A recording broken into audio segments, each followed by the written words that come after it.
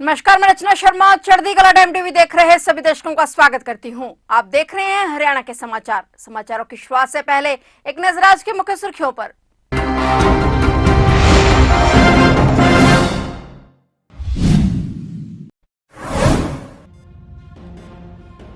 हरियाणा में कल सैनी कैबिनेट की अहम बैठक। लक्ष्मी लाडो योजना को मिल सकती है हरी झंडी। बैठक में बजट सत्र की तिथि होगी तय।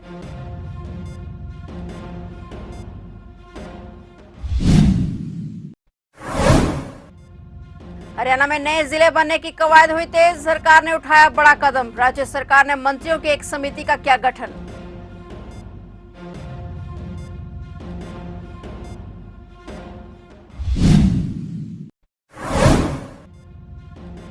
दिल्ली में गरजे हरियाणा सीएम नायब सिंह सैनी। शालीमार बाग में भाजपा प्रत्याशी के समर्थन में की सभा। सीएम ने केजरीवाल पर साधा निशाना।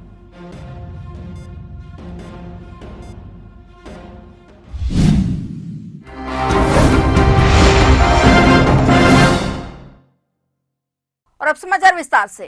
कल सिविल सचिवालय चंडीगढ़ की चौथी मंजिल स्थित मुख्य सभा कक्ष में हरियाणा कैबिनेट की अहम बैठक होगी। बैठक की अध्यक्षता सीएम नायब सिंह सैनी करेंगे। बैठक सुबह 11 बजे शुरू होगी। बैठक में हरियाणा विधानसभा के बजट सत्र की तिथि तय की जाएगी। दिल्ली में 5 फरवरी को विधानसभा चुनाव होने हैं और इसके मद्देनजर हरियाणा विधानसभा का बजट सत्र फरवरी के दूसरे सप्ताह में बुलाए जाने की संभावना है। सरकार ने बजट निर्माण प्रक्रिया के लिए एक पोर्टल भी शुरू किया है, जिसके माध्यम से आम नागरिक अपने सुझाव दे सकते हैं। मुख्यमंत्री सैनी ये स्पष्ट कर चुके हैं कि सरकार विपक्ष और विधायकों के सुझावों की भी महत्व देगी। वही मीटिंग में लाडो लक्ष्मी योजना को हरी झंडी मिल सकती है, जिसके तहत प्रदेश की महिलाओं को हर महीने 2100 रुपए दिए जाएंगे और इसके अलावा पिछले दिनों ओलावृष्टि से फसलों को हुए नुकसान के मुआवजे की घोषणा भी सरकार कर सकती है। साथ ही 14 स्थानीय निकायों के चुनावों पर सरकार के स्तर पर निर्णय लिया जा सकता है।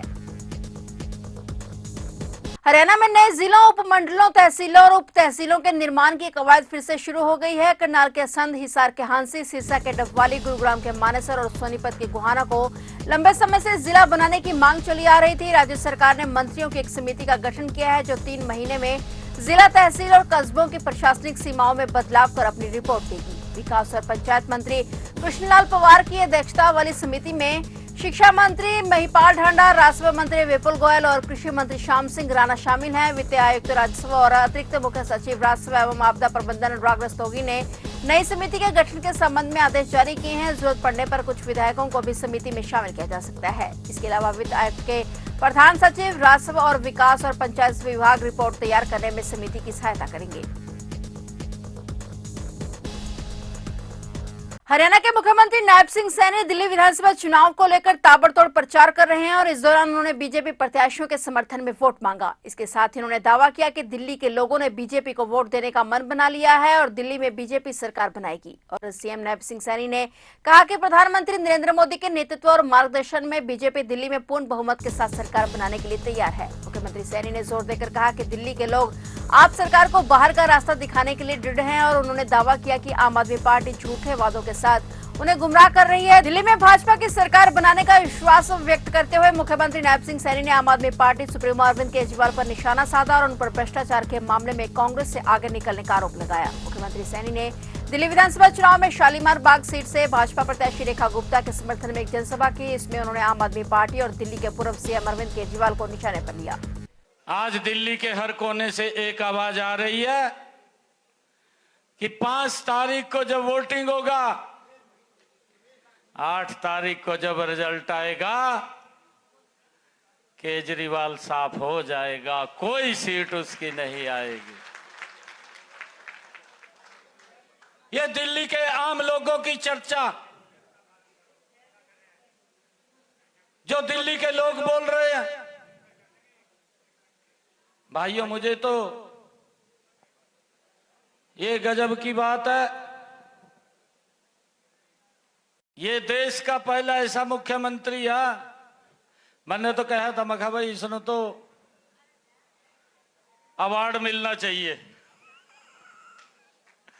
अवार्ड किस बात में मिलना चाहिए? इस व्यक्ति को अवार्ड मिलना चाहिए कि देश का पहला ऐसा मुख्यमंत्री है जो अपने साथ अपनी पूरी कैबिनेट और विधायकों को तिहाड़ जेल में लेकर के चला गया। मिलना चाहिए ना मिलना चाहिए? मैं अभी पिछली जनसभा में था, मैं कह रहा था, मैं कहा भाई इसने झाड़ू लिया, झाड़ू नु जो तले नु घुमा दे तो साफ कर दे, जो ऊपर ठहले फिर क्या हुआ। मैं कहा भाइयों, अब आप लोगों को ये अपील करने के लिए आया हूं। मोदी जी ने पिछले 10 वर्षों में दुनिया में भारत का नाम ऊंचा किया है। आज दुनिया भारत को सम्मान की दृष्टि से देखती है। फरीदाबाद के डबो थाने में तैनात एक हवलदार को एंटी करप्शन ब्यूरो ने 5,000 रुपए की रिश्वत लेते हुए रंगे हाथों गिरफ्तार किया है। आरोपी पुलिसकर्मी पहले ही शिकायतकर्ता से 2,000 रुपए ले चुका था और अब मारपीट मामले में जमानत दिलाने को लेकर 20,000 रुपए की मांग कर रहा था। एसीबी की टीम ने जाल बिछाकर उसे दबोच लिया। हरियाणा में मौसम में लगातार बदलाव जारी है। दिन के समय धूप खिले और हवाओं में परिवर्तन के चलते तापमान में उछाल हुआ है। दिन का तापमान 22 डिग्री के आसपास चल रहा है और वहीं मौसम विभाग ने आज और कल प्रदेश में बारिश का येलो अलर्ट जारी किया है। इसके बाद फिर से मौसम साफ होगा। रात के तापमान में गिरावट हो सकती है। मौसम विभाग ने करनाल, महेंद्रगढ़, रेवाड़ी, झज्जर, गुरुग्राम, मेवात, परवल, फरीदाबाद, रोहतक, सोनीपत, पानीपत, भिवानी, चरखी दादरी जिले में बारिश का येलो अलर्ट जारी किया है। बता दें कि पहाड़ों पर लगातार बर्फबारी के चलते मैदानी इलाकों में ठंड बढ़ी थी और पिछले 3 दिनों से हवाओं में परिवर्तन और दिन के समय धूप खिलने से मौसम साफ हुआ। लेकिन अब भारत मौसम विज्ञान विभाग के वैज्ञानिकों की माने तो प्रदेश के 13 जिलों में बारिश की संभावना है। कैथल में एक महिला के मर्डर मामले में 3 आरोपी गिरफ्तार किए गए हैं। इस संबंध में कैथल के एसपी राजेश कालिया ने प्रेस वार्ता कर इसका खुलासा किया। उन्होंने कहा कि कलायत के खेतों में एक महिला का संदिग्ध परिस्थितियों में शव मिला था। पुलिस ने 3 आरोपियों को गिरफ्तार करने में सफलता हासिल की। उन्होंने कहा कि कलायत के मटौर रोड पर लगभग 30 वर्षीय महिला का शव कुचला हुआ मिला था। पुलिस मर्डर के पीछे के कारणों पर आगे की जांच कर रही है। आरोपियों से पूछताछ जारी है। महिला की शत विशत एक डेड बॉडी हमें कलायत थाना क्षेत्र में मिली थी, तो उसमें प्राइमा फेसी हमें लगा ऐसा कि ये कोई एक्सीडेंट का मामला है, कोई हैवी व्हीकल से एक्सीडेंट हुआ है मृतका का।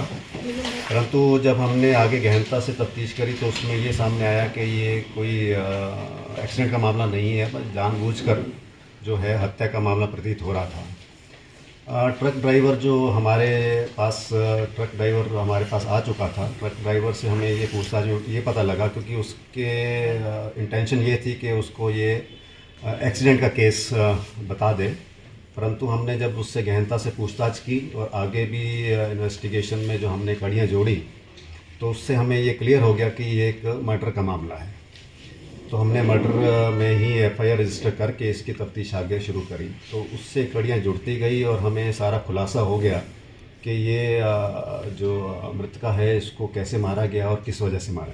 भिवानी जिले के सिवानी क्षेत्र में एक दर्दनाक घटना सामने आई। यहां वार्ड नंबर 13 में रहने वाले 40 वर्षीय मजदूर बुद्धराम ने अपने घर में फांसी लगाकर आत्महत्या कर ली। मृतक व्यक्ति 3 बच्चों का पिता था, जिनमें से सबसे छोटा बच्चा सिर्फ 2 महीने का है। परिजनों के अनुसार बुद्धराम शराब का आदी था और इस कारण वह लंबे समय से मानसिक तनाव में रह रहा था। घटना के समय परिवार के सभी सदस्य अपने काम पर गए हुए थे। जब तक परिवार को घटना की जानकारी मिले तब तक बुद्धराम की मौत हो चुकी थी। सिवानी थाना के एसआई निकेश कुमार के नेतृत्व में पुलिस टीम ने मौके पर पहुंचकर जांच की। फोरेंसिक टीम को भी घटनास्थल पर बुलाया गया और पुलिस ने शव को कब्जे में लेकर भिवानी के सामान्य अस्पताल में पोस्टमार्टम कराया और फिर परिजनों को शव सौंप दिया है।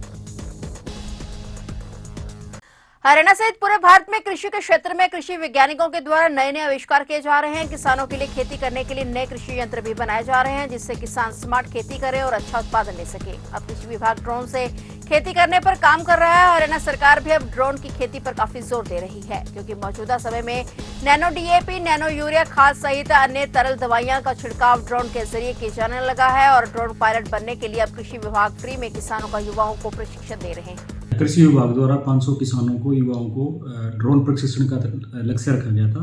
इसमें पिछले वर्ष 270 के करीब जो कृषि विभाग द्वारा युवाओं को ट्रेनिंग दी जा चुकी है। बाकी जितने बच्चे हैं उनको इस वर्ष ट्रेनिंग देने का लक्ष्य रखा गया है। इसमें विभाग द्वारा आवेदन मांगे गए हैं, ये आवेदन ऑनलाइन जमा किए जाएंगे। इसमें 20 जनवरी से 5 फरवरी तक के जो भी इच्छुक किसान हैं, युवा हैं, महिला हैं, वो अप्लाई कर सकती हैं। इसका मुख्य उद्देश्य है कि ड्रोन एग्रीकल्चर में यूज करना और कृषि मशीनीकरण को बढ़ावा देना। किन लोगों को ये प्रशिक्षण दिया जाएगा? कोई भी इच्छुक युवा है, किसान है, महिला हैं, सबके लिए इसमें रखा गया है। इसके अतिरिक्त इसमें 100 नंबर का एक क्राइटेरिया रखा गया है, उस क्राइटेरिया के अनुसार ही उनका चयन किया जाएगा। इसमें उपायुक्त महोदय की अध्यक्षता में एक कमेटी गठित की गई है, जिसमें उनके मार्क्स के हिसाब से जो इसमें फर्स्ट कम फर्स्ट सर्व के आधार पर जो और मार्क्स के हिसाब से चयन किया जाए। इन दिनों एंटी नारकोटिक सेल के एसआई संदीप शर्मा की बहादुरी के चर्चे हर जगह हैं। इस प्रकार उन्होंने अपनी जान की परवाह किए बिना नशा तस्कर को काबू किया। भयानक एक्सीडेंट में घायल होने के बावजूद नशा तस्कर को भागने नहीं दिया और उसे हवालात में डाल दिया। फिलहाल उनका उपचार एक निजी अस्पताल में चल रहा है और उनके परिवार ने सरकार से संदीप शर्मा के लिए ब्रेवरी अवार्ड की मांग की है।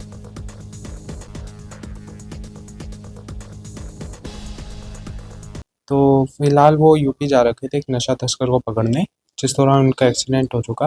एक्सीडेंट के दौरान उनके हिप जॉइंट पर काफ़ी चोट आई। फिर भी उसके बावजूद जब वो नशा तस्कर गाड़ी से भाग रहा था, क्योंकि सारे मुलाजिम बेहोश हो चुके थे, पर मेरे पापा उनको ज़्यादा फर्क नहीं पड़ा। इसके बावजूद भी वो गाड़ी से निकले, शीशा तोड़कर, क्योंकि ताकि लोग हो चुके थे एक्सीडेंट की वजह से। वो गाड़ी से निकले और उन्होंने अपनी गन ढूंढी उसको रोकने के लिए मुलाजिम को, फिर अपनी जान की परवाह ना करते हुए। तो इस बात को लेके मैं काफ़ी गर्व महसूस करता हूँ कि मेरे पिताश्री ने इतना वो वीरता का कार्य दिखाया। फिलहाल हरियाणा के समाचारों में इतना ही और नए समाचारों के साथ फिर से हाजिर होंगे। तब तक के लिए देखते रहिए चढ़ती कला टाइम टीवी।